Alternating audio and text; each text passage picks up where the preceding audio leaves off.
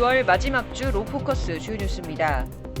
변리사의 특허 소송 대리권 부여를 골자로 하는 변리사법 개정안을 두고 여전히 갑론을박이 계속되고 있습니다. 지난 20년간 4번이나 국회 문턱에서 좌절된 변리사 공동대리 법률 개정안이 이번 21대 국회에서 통과될 수 있을지 이목이 집중되는 가운데 홍장원 대한변리사 회장의 얘기를 직접 들어봤습니다.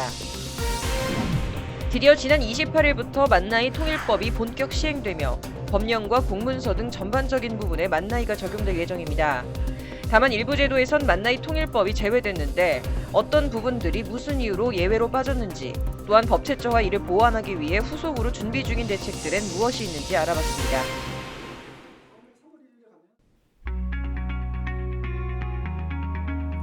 시청자 여러분 안녕하십니까? 로포커스 시작하겠습니다. 한국에선 선진국과 다른 법조 시스템이 몇 가지 있는데요. 대표적인 게 리걸테크 시장 억제와 변리사의 소송대리 금지입니다. 특히 변리사의 소송대리 금지를 둔 갈등은 변호사와 변리사 사이 수십 년째 이어지고 있는데요. 변호사에 대한 특혜가 과도하다는 목소리는 국회에서 번번이 막히고 있습니다. 변리사 직역 정상화, 지금이 적기라는 얘기가 나오는데 어떤 내용인지 석대성 기자가 전해드립니다. 어느덧 20년째 강산이 2번이나 변할 시간이지만 변리사법 개정안은 여전히 국회를 떠돕니다. 17대 국회부터 계류 중인 변리사법 개정안. 특허소송 대리는 변리사가 맡도록 하는 게 골자입니다. 한국에서 변리사 제도가 본격 시행된 건 특허법과 그 시행규칙을 제정 공포한 1946년, 1949년 제정된 변호사법보다 3년 더 앞서지만 변호사에게 변리사 자격이 주어지면서 특허 시장에서의 소송 주도권도 넘어갔습니다. 하지만 변리사법 2조, 변리사는 특허청 또는 법원에 대해 특허, 실용신안, 디자인, 상표에 관한 사항을 대리하고 감정과 그 외 사무를 수행한다. 같은 법 8조는 변리사가 특허, 실용신안, 디자인, 상표 관련 사항, 소송 대리인이 될 수 있다고 규정합니다. 변호사협회는 이를 두고 산업재산권 등록 업무를 관장하는 특허청을 상대로 한 소송만 의미한다 해석합니다.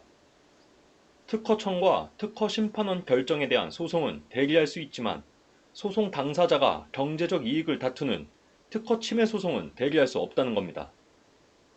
반면 변리사회는 변리사가 할 수 있는 소송 대리 업무의 종류가 어디에도 규정돼 있지 않다며 오히려 특허 사건에서의 월등한 기술 전문성이 있다는 입장입니다. 외국은 어떨까? 35년 전 특허 개혁에 들어간 영국은 변리사에게도 소송 대리를 허용했고 유럽연합과 심지어 중국도 변리사 단독으로 특허 침해 소송이 가능합니다. 일본은 변리사와 변호사 모두 소송을 맡을 수 있고 미국은 특허 대리인과 변호사 자격을 갖춘 특허 변호사가 전담합니다. 국내 활동 중인 변리사는 10,000명. 이 가운데 정통 변리사 출신은 3,800명, 변리사 자격을 갖춘 변호사가 5,800명을 차지합니다. 특허청에 따르면 국내 일반 민사소송 승소율은 54%. 하지만 특허 침해 소송 승소율은 7.7%에 그칩니다. 변리사 홀로 재판정에 설 수 있는 영국은 특허 침해 소송 승소율이 60%, 중소기업 사건도 비중이 높습니다. 3,000명 남짓 변리사가 법률 시장에 뛰어들었을 때 자질은 후에 통계로 평가되겠지만 법조계는 물론 법조인 출신마저 주도권을 절대 놓을 수 없다는 분위기입니다. 앞서 19대와 20대 국회에선 변호사의 변리사 자격 부여 폐지가 논의됐지만 율사 출신 여상규 의원 반대로 무산됐습니다. 지난 2월 법사위 소위원회에 변리사에게 민사소송 대리인 지위를 부여하는 내용의 법안이 회부됐을 땐 판사 출신 전주의 장동혁 의원과 검사 출신 정점식 의원, 변호사 출신 김남국 의원이 줄줄이 부정적 의사를 표한 바 있습니다. 22대 총선이 1년도 남지 않은 가운데 변리사회 인생 2회차 문이 열릴지 관심이 쏠립니다. 법률방송 석대성입니다. 변리사와 변호사가 함께 특허 침해 소송을 대리할 수 있도록 하는 내용의 변리사법 개정안이 1년째 국회에서 표류하고 있습니다. 임기가 1년 남짓 남은 이번 국회에서 법안 통과를 두고 이런저런 예측들이 나오고 있는데 관련 내용 자세하게 듣고자 홍장원 대한변리사회 회장 법률방송 스튜디오에 모셨습니다. 회장님 어서 오세요. 예, 반갑습니다. 네. 자, 바로 첫 번째 질문 좀 드려보도록 네. 하겠습니다. 이 변리사법 일부 개정 법률안이 이번 21대 국회 법제사법위원회 제2소위에 계류 중인데요. 국내 변호사 단체의 반대가 좀 거셉니다. 그래서 반대하는 주된 이유가 좀 무엇인지 궁금하고요. 또 그럼에도 불구하고 이 제도가 도입되어야 하는 필요성 혹은 또 당위성은 무엇일까요? 변호사 단체가 뭐 한 20년 전부터 계속 반대하고 있는데요. 네. 우선 이제 표면적인 이유, 뭐 이제 국회나 이제 외부에 표면하는 이유는 민사소송법의 변호사 대리 원칙에 반한다든지, 뭐 헌법상 위배라든지, 뭐 여러 가지 이 법률적 위반을 얘기를 하는데, 뭐 이제 실질적인 이유 같은 경우는 이제 변호사 이외의 자격사가 네. 소송 대리인으로 참여하는 것이 이제 변호사 대리 원칙이라는 근간이 무너지는 것이 아닌가 하는 어떤 두려움과 원칙에 대한 어떤 고수 때문이겠죠.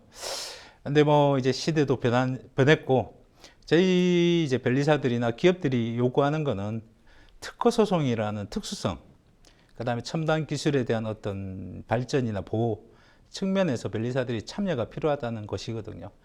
이게 우리가 어떤 이 다른 자격사 문제라든지 다른 영역 문제라든지 이런 거하고는 별개로 전 세계적으로 오래전부터 이 첨단 기술에 대한 어떤 보호나 발전에 제도적인 측면을 마련하기 위해서 변리사들이 대리인으로 선임되는 경우가 이제 뭐 글로벌 스탠다드다. 그래야만 이제 첨단 과학 기술을 제대로 보호할 수 있다.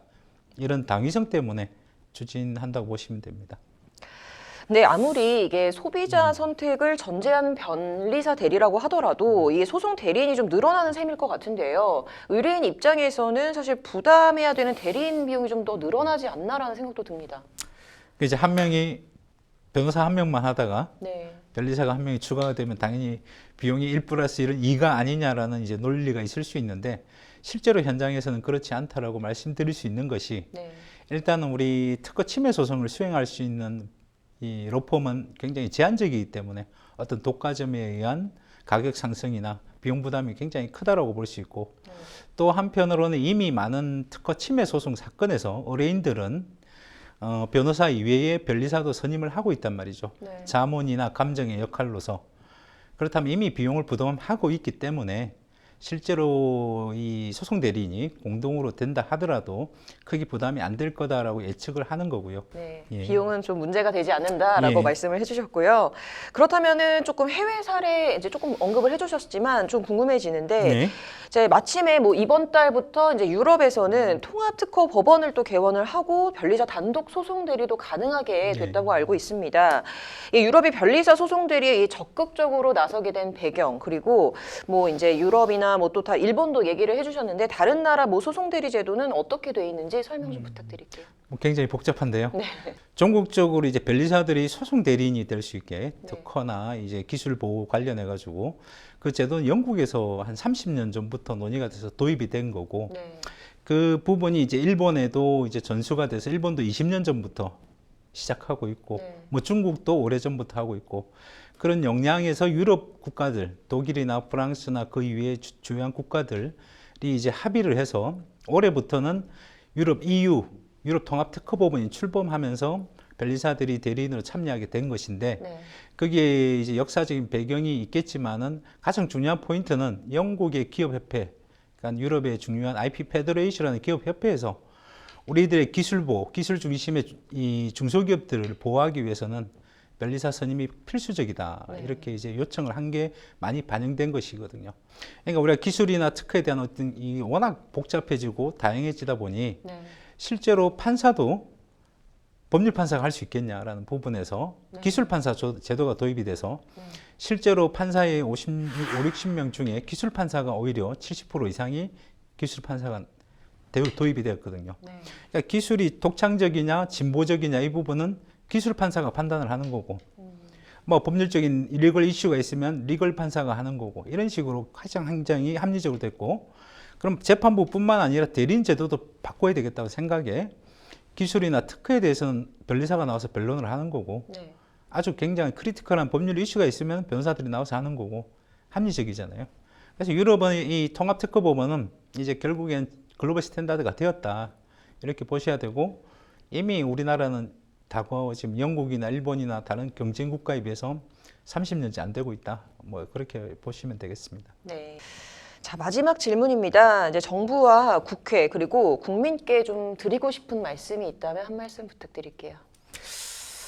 이제 정부 쪽에는 사실 아까 영국의 사법개혁제도 이제 변리사가 소송 대리를 할 수 있는 부분도 정부가 나섰던 것이고, 네. 일본도 20년 전에 일본의 기업들 기술 보호를 위해서 일본 정부가 사법개혁위원회에서 추진을 했단 말이죠. 네. 사실 저희 변리사회라는 작은 단체에서 이 법안을 통과시키기가 쉽지 않기 때문에 20년 전이나 걸렸는데 정부가 나서야 되는데, 그리고 최근에 뭐 보시면 아시겠지만은 첨단산업단체협회, 첨단국가전략기술단체에서도 반도체협회나 디스플레이협회, 2차전지협회에서도 이 법안 통과를 촉구를 했고, 뭐 작년에는 벤처기업협회나 이노비즈협회, 그 다음에 과학기술단체 총연합회, 한림원 다 했단 말이죠. 네. 과학계, 산업계가 거의 대표단체들이 통과 촉구를 했었으면 정부가 나서야 되는데 정부가 뒷짐지고 있는 거 아닌가. 예, 그래서 정부가 나서기를 촉구하고 있고요. 이제 변호사분들께도 꼭 전달하고 싶은 메시지가 있는데, 우리가 이 특허 침해 소송 이 관련해서 보면은 대부분의 분쟁이 전 세계에 동시다발적으로 발생합니다. 우리가 쉽게 생각하면 삼성하고 애플의 분쟁이 있었어도 미국, 영국, 일본, 한국에서 동시다발적으로 발생하잖아요. 네.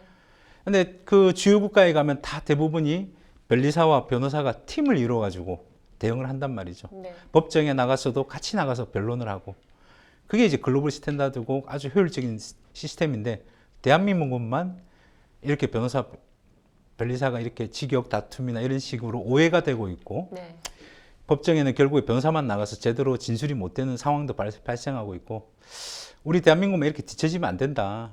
그래서 결국 시행 이후에는 우리가 함께 일할 수 있고 팀을 이뤄서 결국 대한민국 기술 보호에 앞장설 수 있다 이렇게 생각을 하고, 이번에 어쨌든 변협 회장님을 뵙고 싶었는데 나오지 않아서 참 아쉽지만, 다음에는 어쨌든 꼭 자리를 마련해서 네. 우리가 서로 열린 마음으로 대화를 해야 된다. 꼭 뭐 그런 메시지를 전달하고 싶습니다. 네. 예. 자, 정부와 국민도 좀 관심을 가져주시길 바란다라는 말씀과 함께 변호사 단체와도 좀 같이 얘기를 예. 나눴으면 좋겠다라는 말씀 해주셨는데요.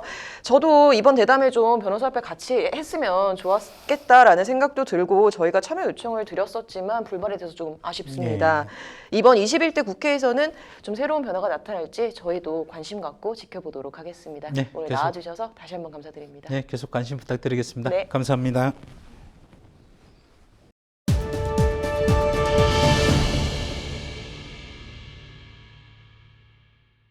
정부와 법제처의 야심작 만나이 통일법이 이번 주부터 시행 중입니다. 법령과 공문서, 계약 등에는 물론 일상에서 누가 나이를 물으면 앞으로 만나이로 대답하면 되는데요. 정부는 여러 나이 기준이 섞여 불필요하게 발생한 사회적 비용이 줄 것으로 내다보고 있습니다. 다만 일부 제도는 이번 만나이 통일법에서 제외가 됐는데 어떤 이유에서인지, 그리고 법제처가 후속으로 준비 중인 체계 개선은 무엇이 있는지 석대성 기자가 전해드립니다. 계산법은 현재 연도에서 출생 연도를 뺀 후 생일이 지났으면 그대로, 지나지 않았으면 1년을 더 빼면 됩니다. 이미 기존 민법과 형법 체계에선 만 나이를 적용했기 때문에 법적으로 크게 달라진 건 없습니다. 선거권과 연금 수급 시점, 근로자 정년, 경로자 우대 등도 그대로 유지합니다. 만나이 통일법에서 제외된 경우는 크게 4가지. 취약 연령, 주류와 담배 구매, 병역 의무, 공무원 시험 응시 기준 등입니다. 혼선을 막기 위해 그대로 1월 1일 기준 연나이를 적용합니다. 만약에 그거를 만 나이를 기준으로 하게 되면 생일이 지나는 날을 다 따져가지고 그때그때마다 보내야 되지 않습니까? 병무자원을 관리하는 입장에서 보면 이거를 1개년도 단위로 해가지고 그런 통보도 하고 검사도 받게 하고 이렇게 관리하는 측면에서는 그게 더 효율적으로 생각을 하는 겁니다. 법 적용 대상을 두고 달라지는 점도 있습니다. 성범죄, 성매매 피해자가 된 청소년에게 만 나이를 적용할 방침입니다. 청소년 보호 범위와 구제 범위를 확대하는 겁니다. 생일에 돌아오기 전까지는 19세 미만이 되는 거잖아요. 그래서 그 보호 기간이 자기 생일까지는 좀 더 확대되는 거여서 이거는 만 나이로 바꾸는 것이 오히려 보호를 강화하는 것이다. 사업자 부담 완화 방안도 마련 중입니다. 나이 검사가 필요한 사업자는 위조 신분증이나 폭행, 협박 등으로 신분 확인이 어려워 피해보는 경우가 상당했는데 신분증 제시를 요구할 수 있는 명확한 법적 근거를 만들겠다는 겁니다. 억울하게 피해를 받았을 때 제재 처분을 감경하거나 면제하는 방안도 검토 중입니다. 법률방송 석대성입니다.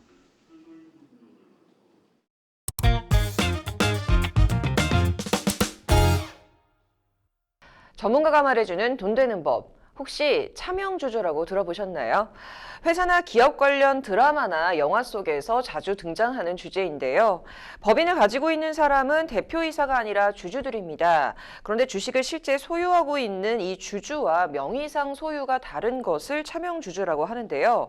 이런 차명주주, 왜 우리 주변에서 흔히 볼 수 있을까요? 그리고 이러한 차명주식을 실제 소유주한테 또 돌려줄 수 있는 방법은 없을까요? 그래서 이번 주에는 법인의 차명주주 리스크, 그리고 차명주식 환원 방법, 좀 더 나아가서 명의위장 사업장에 대한 리스크에 대해서 구체적인 얘기 나눠보도록 하겠습니다. 변호사님 어서 오십시오. 변호사님 어서 오세요. 네, 안녕하세요. 네, 이거 좀 흥미로운 주제입니다. 이게 얼마 전 저도 재밌게 봤었던 이 재벌집 막내 아들 드라마 있지 않습니까? 여기서도 차명주식에 대한 얘기가 좀 나왔던 것 같아요. 이렇게 드라마나 영화에서 항상 등장하는 거 보면 차명주주라는 게 우리 주변에서 좀 흔히 볼 수 있는 건가요, 세무사님? 네, 저도 처음에는 뭐 드라마에서나 영화에서 쓸 수 있는 주제다라고 생각을 했었었는데 실제로 저희가 차명주주 관련해가지고 저희한테 문의 주신 분들이 굉장히 많습니다. 또 이게 왜 그러냐면 아이러니하게도 예전 상법 규정대로 법인을 설립을 하셨다라고 한다면 오히려 그 차명주주가 생길 수밖에 없는 상황이 좀 있었거든요. 이제 어떤 얘기인지 상법의 히스토리를 간단하게만 좀 설명을 좀 드리도록 하겠습니다. 1996년 9월 30일 이전에 이제 법인을 설립을 하셨다라고 한다면 이때는 상법상 7인 이상의 주주가 반드시 있어야만 했습니다. 즉 내가 이제 법인 사업을 시작을 하고 싶다라고 한다면 나 말고 6명의 다른 주주 중에 총 7명의 주주가 반드시 이제 구성이 되어야지만 법인이라는 걸 설립할 수가 있고 법인 사업을 시작을 할 수가 있었습니다. 이것이 이제 96년도 10월 1일부터 해서 2001년도 7월 31일까지 이제 상법이 개정되면서 7명이 아니라 3인으로 좀 줄어들긴 했고요. 그리고 최근에는 이제 그 이후부터는 이제 주주가 몇 명이든 필요 없게 좀 되었거든요. 그래서 상법의 히스토리들에도 내가 지켜서 법인을 설립했다라고 한다면 반드시 이렇게 차명주주라는 리스크가 발생할 수밖에 없었다라고 말씀드릴 수가 있겠습니다. 네, 그렇다면은 이 설립 연도에 따라서 차명주주가 생길 수밖에 없는 이유가 있었네요. 변호사님, 근데 이러한 차명주주가 최근에 더 문제가 되고 있는데 이게 이유가 뭘까요? 네, 그것은 바로 법인 승계나 뭐 상속 같은 이슈 때문인데요. 아까 세무사님께서 설명해 주신 것처럼 이제 20년 전에는 내가 법인 사업을 하기 위해서 직원들이나 뭐 친구들 뭐 이런 분들을 이제 어쩔 수 없이 이제 형식상 주주로 이게 등재할 수밖에 없었는데요. 근데 또 이 주식에 형식적으로 명의자가 된 분들 같은 경우에는 또 이제 이 주식이 뭐 이분들이 오해해서 그럴 수도 있고 아니면 약간 뭐 탐나는 마음이 들었을 수도 있고 아니면 갑자기 돌아가시게 되면 자녀들 입장에서는 이거는 그냥 당연히 부모님 재산이 맞거든요. 그럼 이제 본격적으로 문제가 발생하게 되는 거죠. 네. 결국 이게 뭐 법인의 승계 그리고 또 상속 문제 때문에 좀 더 주목을 받고 있는 것 같습니다. 자, 그렇다면 이렇게 차명 주식을 좀 실제 소유주에게 돌려줄 수 있는 방법 이런 건 없을까요? 네, 그런 방법도 물론 있습니다. 이전에 이런 것들은 이제 세법적인 부분과 법률적인 것들이 같이 좀 진행이 되어야지만 해결될 수 있는 문제거든요. 그래서 이제 별도의 컨설팅을 통해 가지고 뭐 감자를 받으시거나 아니면 실제 소유주와 명의상의 소유자가 법률상의 문제를 통해서 소송을 통해서 문제를 해결하기도 하는데 앞서 말씀드린 것처럼 이게 계속 이슈가 되고 국세청 입장에서는 큰 세금이 오고 가다 본 거니까 최근에는 이제 법정에 아예 출두하지도 않고 그런 소송들은 이제 형식상 소송이다라고 하면서 이런 환원에 대해서 좀 인정해주지 않는 사례들도 있습니다. 결국 이제 뭐 차명 주식이 있다면 최대한 빨리 해결을 해야 되고 또 이제 이때는 세무적인 거 그리고 법률적인 것을 좀 같이 병행해서 진행을 해야 해결할 수가 있을 것 같습니다. 자, 그런데 변호사님 이렇게 말고 일부러 차명 주주를 이제 만들어서 법인을 설립하시는 경우도 있죠. 네, 앞서 설명드린 것처럼 이제 법률적인 이슈 때문에 이제 형식적으로 주주를 이제 등재해야 되는 뭐 이런 경우는 이제 없어졌습니다. 근데 이제 그럼에도 불구하고 뭐 이제 계속 여전히 차명 주식이 있는 경우가 있는데 뭐 이유는 다양하겠지만 뭐 그런 경우가 있을 수 있겠죠. 예전에는 이제 본인은 사업을 하면서 이제 뭐 체납도 하지 않고 뭐 신용도도 좋지 않았다 뭐 이런 것들이 이렇게 있으면 다른 사람을 좀 명의로 하면서 이제 그 자신의 어떻게 보면 낮은 신용을 다른 사람 명의로 이제 극복을 해서 사업을 해나가겠다 뭐 이런 경우들이 있을 수 있고요. 또 다른 경우에는 이제 주주는 법인의 제2찬압세 의무를 또 부담하도록 되어 있습니다. 근데 이게 어떠한 특수관계인 A라는 사람이 있으면 뭐 친인척이랑 가족이랑 뭐 이런 특수관계인이 지분을 합산해서 50% 이상이면 이제 이찬압세 의무라는 걸 부담을 해서 법인이 세금을 낸 뒤에 또 개인들한테 세금이 일부가 부과가 됩니다. 근데 이제 이런 것들을 이제 또 회피하기 위해서 다른 한편으로는 이거 뭐 형식적으로는 내가 다 그 실제로는 사업을 하는 건데 뭐 누구와 좀 주식을 받아줬으면 좋겠다라고 해서 좀 리스크가 높은 사업을 할 때 친구 명의로 이렇게 좀 돌려놓는 경우도 있습니다. 이렇게 법인의 체납액을 주주가 부담을 하게 되는 경우도 있네요. 자, 그런데 법인 차명주주 말고 개인 사업을 할 때도 사실 다른 사람 명의로 이제 사업자 등록을 해서 사업을 하는 경우도 좀 있죠. 예, 맞습니다. 뭐 앞서 설명 이제 법인에 관련된 부분인 거고 실제로 저희가 그 하다 보면은 개인 사업자가 다른 분 명의로 사업을 하신 경우가 더 많이 좀 하거든요. 예를 들어서 저희도 또 한 가지 사례를 말씀드리면 한 분이 이제 다른 친척분의 부탁으로 네. 본인의 배우자 명의로 이제 회사를 설립해줬고 나는 통장까지만 개설을 해줬는데 알고 보니까 이분이 뭐 통장 가지고 굉장히 불분명한 사업 거래나 이체 거래가 굉장히 많았던 거죠. 그게 네. 나중에 FIU라는 금융정보분석원이라는 곳에서 확인돼서 네. 혐의 거래로 확인돼가지고 세무조사를 받게 되면서 이제 9억 원이라는 세금이 네. 부과가 된 경우가 굉장히 있거든요. 이분도 이제 사업에 관해서는 전혀 모르고 있었다가 내가 이런 뭐 입출금이 있는지조차도 모르고 있었다가 내가 명의를 빌려준 것만을 통해서 엄청나게 네. 큰 세금이 부과될 수가 있던 거니까 혹시나 이렇게 좀 심플하게 생각하셔서 이게 뭐 큰 이슈가 있겠다라고 하지만 앞서 말씀드린 것처럼 이렇게 엄청나게 큰 부담이 될 수가 있을 거니까 이 부분을 꼭 유의하시기 바랍니다. 자, 정말 실제로 이렇게 명의를 빌려줘서 사업을 하는 경우 저도 좀 주변에서 많이 봤는데요. 이제 마지막으로 혹시나 뭐 시청자분들 중에서 뭐 차명주주 혹은 이 명의위장 사업장과 관련돼서 뭐 좀 해주실 조언이 있다면 변호사님께서 한 말씀 해주시죠. 네, 먼저는 뭐 가장 최대한 빨리 정리하셔야 된다. 네. 뭐 요 말씀을 드리고 언제 정리하면 되냐? 라고 하면 거의 대부분은 지금 당장이 될 가능성이 높습니다. 그리고 이제 차명주주에게 이제 상속이라는 이슈가 발생하면 그때부터는 뭐 정말 돌이킬 방법이 없습니다. 뭐 다른 한편으로는 이제 그 어떻게 보면 상속을 받은 그 상속인들과 다툼이 되기 때문에 이들은 정보가 없으니까 유리할 수도 있지 않냐라고 하는데 보통의 이제 차명주식 관계에 대해서는 증거가 없는 경우가 많습니다. 왜냐하면 걸리고 싶지 않으니까 대부분 가리기 때문이죠. 그래서 상속이 이루어지면 되게 끔찍한 일이 발생을 할 수 있습니다. 그리고 마지막으로 이것을 다투고 싶다면 그 형식상 명의인이 이제 살아있는 동안에 생존하는 동안에 먼저 자신이 이제 조금 비용이 많이 나가더라도 자진 납세를 하고 나서 그리고 나서 그것을 들고 다투는 것이 좋습니다. 그래서 먼저 다시 정리해드리면 첫 번째 빨리 정리해야 된다. 두 번째 세금을 납부하고 다투셔라. 이렇게 드릴 수 있을 것 같습니다. 네, 혹시 시청자분들 중에서 이제 그런 차명주주 혹은 명의위장 사업장을 하시는 분이 계시다면은 당장 빨리 정리를 하시는 게 좋겠습니다. 자, 오늘 차명주주 명의위장 사업장에 대해서 얘기 나눠봤는데요. 다음 주에는 더 유익한 컨텐츠로 찾아뵙겠습니다. 감사합니다.